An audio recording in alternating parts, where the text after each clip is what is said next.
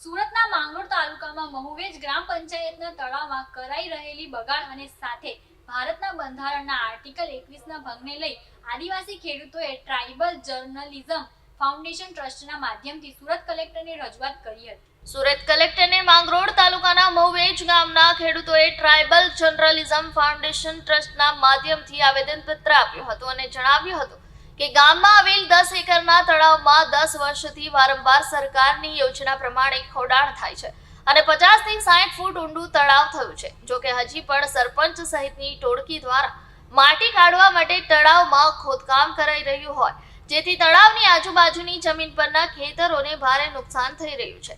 ત્યારે કિંમતી જળ સંપત્તિનો બગાડ કરી ભારતના બંધારણના આર્ટિકલ 21નો ભંગ કરી ગુનાહિત કૃત્ય કરનાર સરપંચ સહિતની ટોળકી સામે પગલાં લેવા માંગ કરાઈ હતી।